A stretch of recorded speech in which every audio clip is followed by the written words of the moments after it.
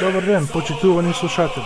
Се надевам дека и денес го очекувате часот на последните колумни на Котле, напишани од нашите колумници Владимир Костовски и Јордан Петровски.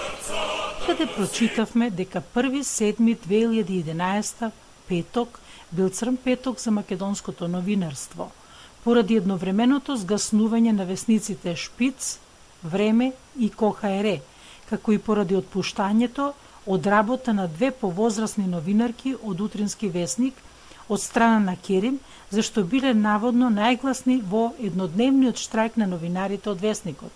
Заблуда, драги наши слушатели. Не станува збор за црн петок, ами за Великден во македонскиот медиумски простор и за почеток на реинкарнација на македонското новинарство.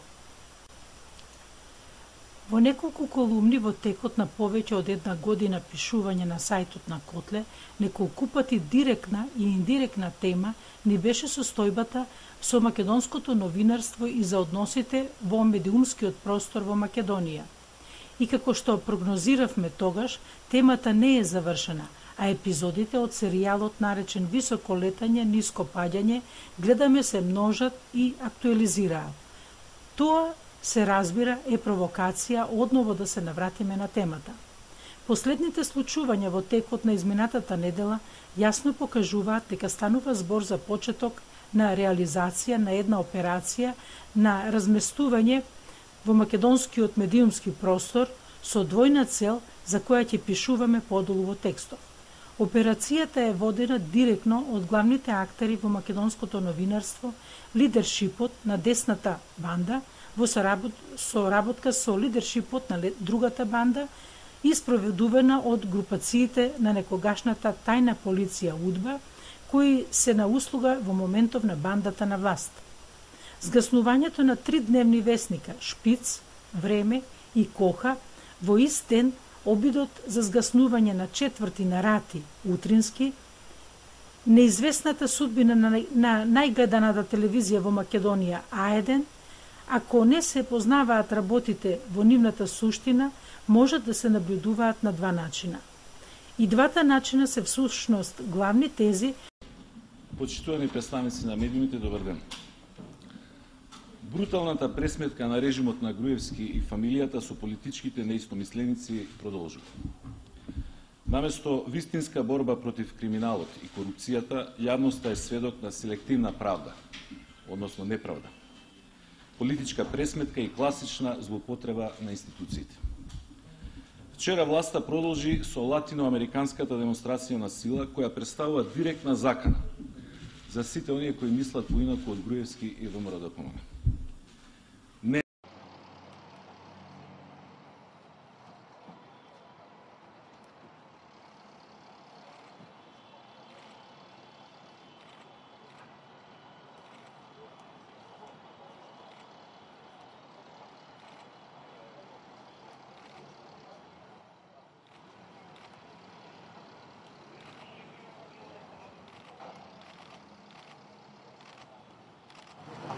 Диктатурата на дело! На Груевски демократијата!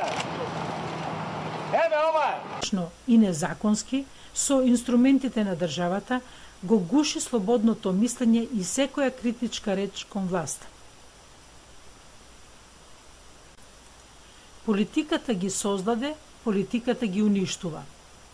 Двете тези се погрешни, најблагоречено нецелосни и манипулативни. Еден од мегафоните на деснава банда, Зоран Димитровски Жоро, во својот саботен коментар во Дневник, не сакајќи ја кажа приближно најточната констатација, која ние неколку пати сме ја напишале. Имено, вели Жоро во врска со актуелната состојба, згаснување на медиуми во Македонија имало и порано, ќе има и натаму. Отворен цитат. И што сега? Политиката создаде илјадници новинари.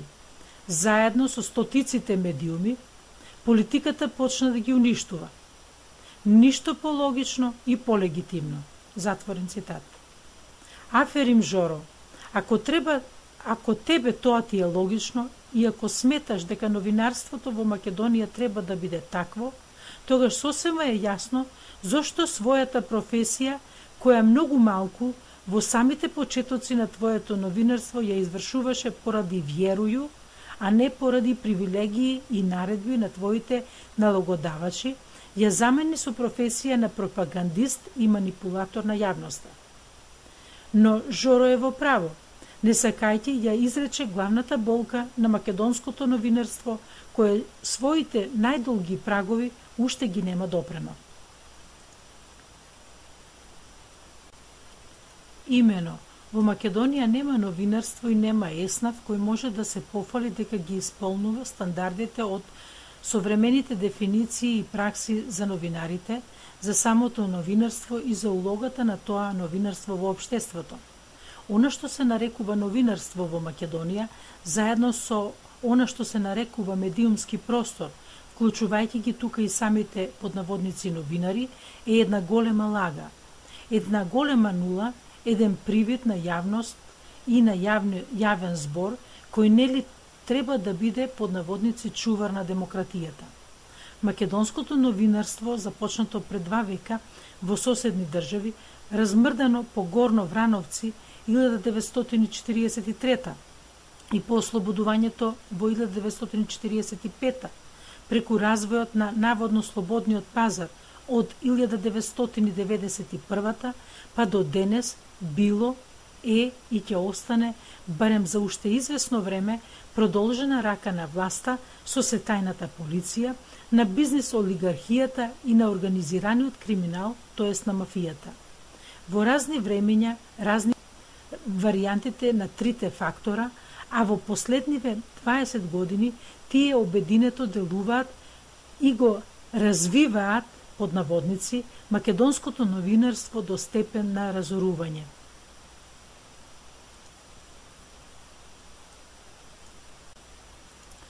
Флотантна маса со која управуваат полуписмени удбаши.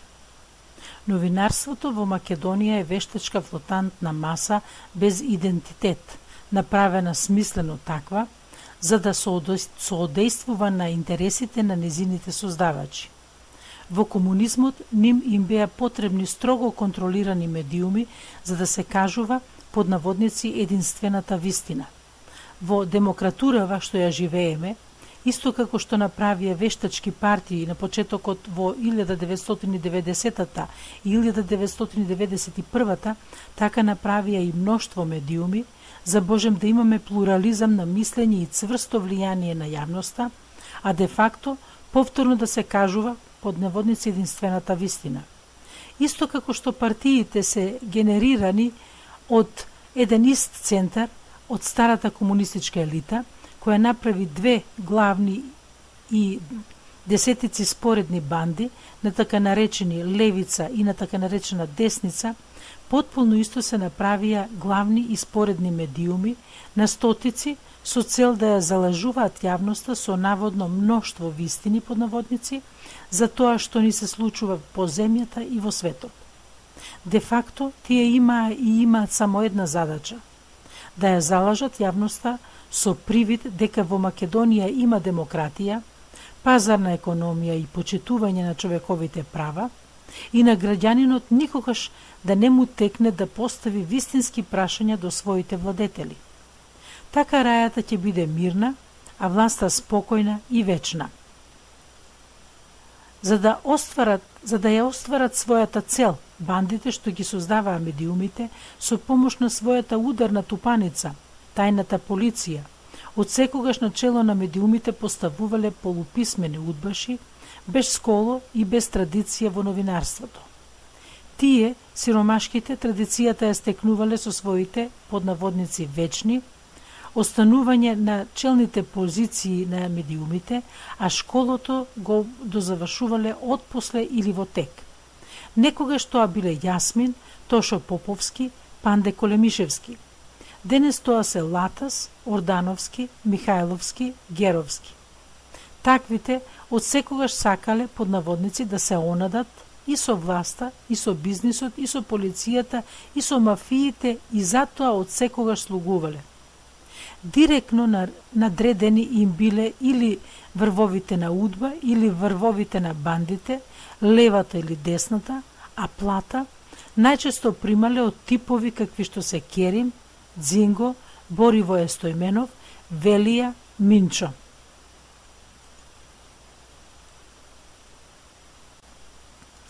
Како такви се погодни, зашто само под нивна капа и наредба може да се создаваат креатури во она што се нарекува македонски медиумски простор, какви што се Оливерка, Боријан, Ива, Крамарска, Кабранов.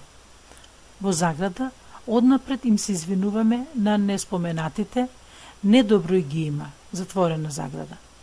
Врвовите пак на новинарството, само по таков квалитет на уредници и состојби, секако ги достигнаа под наводници новинарите, какви што се Ефтов, Миленко и Јанко. Ако реално ги погледнеме состојбите во македонското новинарство и квалитетот на самите новинари, ќе забележиме една мала аномалија. Колку повеќе се множеше бројот на медиуми во Македонија, толку помалку квалитет гледавме. Македонското новинарство во последниве 20 години не може да се пофали со цел на малку исклучоци на ниту една голема сторија, ниту еднаш повторно со цел на исклучоци кои само го потврдуваат правилото. Македонските новинари никогаш не направиле истражувачка сторија од типот на Sunday Times, која резултираше со земјотрес и во Британија и во Европа, со зголемени и распродадени тиражи и со одземени имунитети на тројцата европратеници кои подлегнаа на понудено мито. Македонското новинарство за овие 20 години наназад не откри ниту една афера за големите нешта што ни се случуваа. Од политичката хипокризија, преку проблемот со името, атентатот врз Глигоров, војната во 2001-та, делувањето на организираниот криминал. Најголема афера што ја откри под наводници македонскиот журнализам за 20 години беше прељубата на Глигоров со Кате, а најмногу поединечни случаи на криминал има откриено околу македонската приватизација, но тоа беа само проблесоци како резултат на војната меѓу бандите или некој лично мотивиран, афектиран случај на исповед на излажен олигарх од помал маштаб. Па нездраво е за квалитетот на македонското новинарство да се каже дека на сајт воден од неновинари, каков што е Котле, за само една година и пол имало повеќе ексклузивни информации и повеќе разоткриени афери, отколку што тоа го имало за 20 години во сите македонски медиуми. Како што се множеше бројот на медиуми, опаѓаше и квалитетот на нивната форма. Погледнете ги денес на што личат весниците, радијата, телевизиите или сајтовите. Печатот дури пред некоја година воведе колор страници и тоа сегментирано, дизајнот е нула, а за телевизиската естетика подобри да не зборуваме. Само погледнете ги студијата и типот на емисии, па погледнете ги странските телевизии и споредете ги со нашите. Исто е и со радијата, исто е и со сајтовите. Со еден збор заостануваат со децении.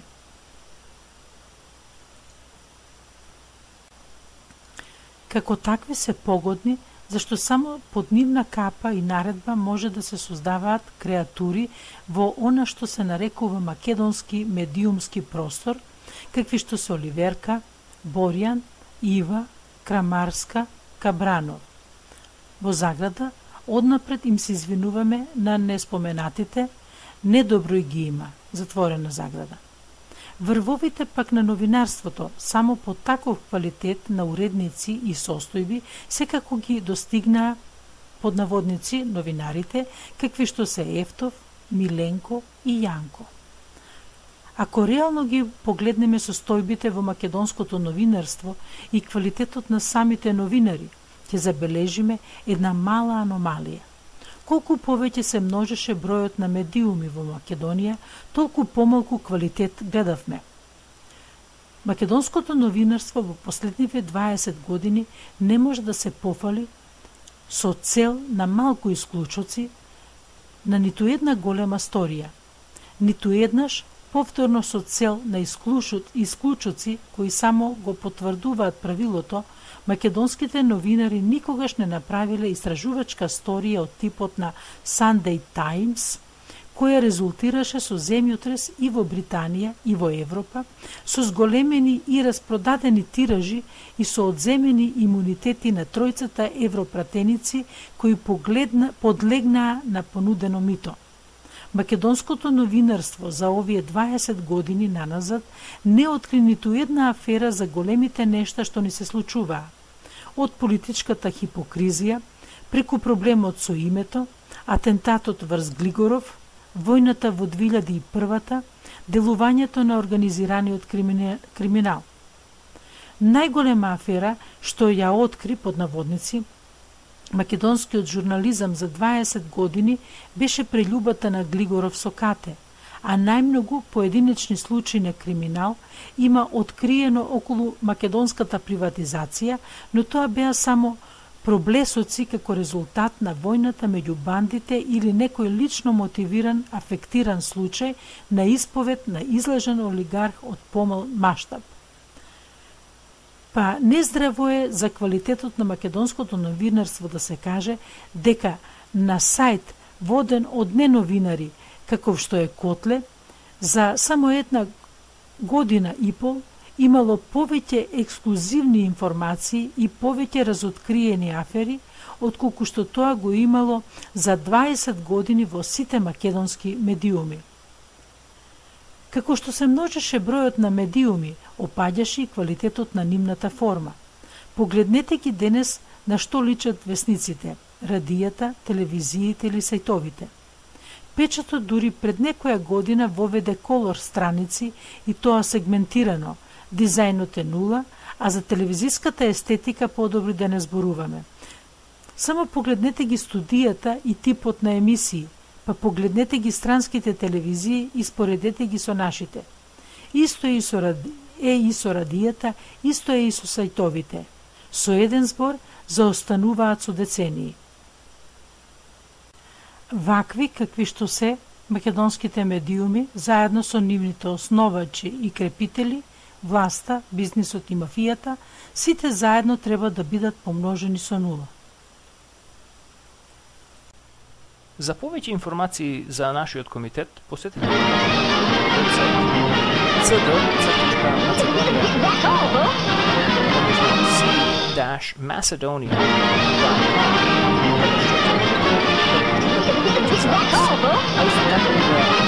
ваша донација.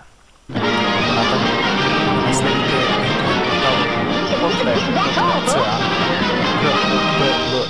kotle.ca на Facebook профилот Баци. Бидете поздравени наши слушатели.